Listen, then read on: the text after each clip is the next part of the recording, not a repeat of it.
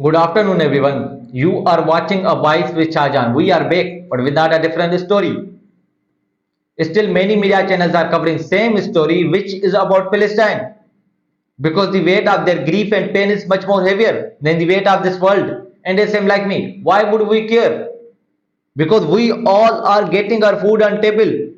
Forgive me, I don't like sugar-coated phrases today here, because there is real starvation going on in Gaza, and Donald Trump has said that after Israeli Prime Minister Benjamin Netanyahu insisted there was no such thing, and asked if he agreed with Netanyahu that it was bold-faced lie to say Israel was fueling hunger in Gaza, and then US President replied, and I am quoting his words, that I don't know.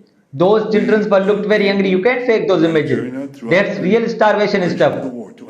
Speaking during a meeting with the UK Prime Minister Keir Starmer in Scotland, Trump said nobody's done anything great over there. The whole place is a mess, and he said that I told Israel maybe they have to do it with a different way. His comments came after the UN's humanitarian chief said that vast amounts of food were needed to stave off starvation. Meanwhile, Israel rejects the accusation of being responsible for food shortages. On Sunday, it announced local tactical military pause in three areas of Gaza for 10 hours a day, while foreign aid drops have also resumed, and Israel doesn't allow any international news organizations, including CNN, BBC, NBC, Al Jazeera, and Guardian, into Gaza, so they can report freely on the situation there. And WFP, the World Food Program, also said on Sunday that 1 in 3 Gaza residents have gone days without eating, and nearly 500,000 people are suffering from conditions like famine. WHO, the World Health Organization, also warned last week that more than 20% of pregnant and breastfeeding women are malnourished. And a displaced mother, Tani, said that her cancer-stricken child was among those suffering, and she said that I came to get flour. I was looking for food so I can feed my children. You know what she said? She said that I wish God's follower would wake up and see all these people suffering. They are dying.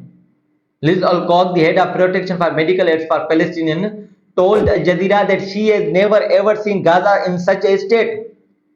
The scale of starvation, the number of people you see walking around who are literally skin and bones, is shocking. Money really has no value here when there is nothing left to buy. She said that all of Gazan society, no matter who they are, is suffering from critical food shortages. She also added a warning that 1 in quarter of population is at the risk of acute malnutrition.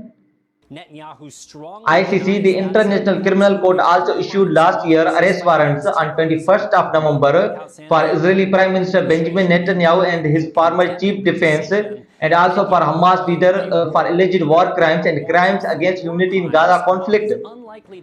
And documents published on ICC website late on Sunday also showed that Israel has demanded the court to order the prosecutions to suspend its investigation into alleged atrocity crimes in the Palestinian territories.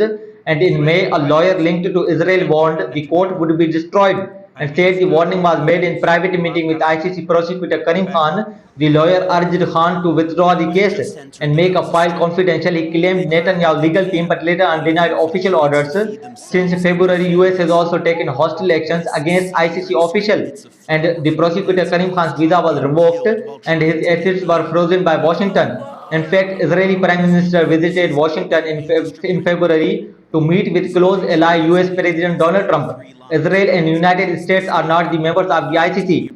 Imagine living a life of a child in those circumstances, how it would be if you were born into bombs, and if you survive those bombs, then you will be confronted with their ruthless soldiers. But somehow, if you manage to survive those soldiers, then probably you will die in a starvation or in atrocities of Israel. And what we are all doing, including me, we all are just laughing at those innocent lives.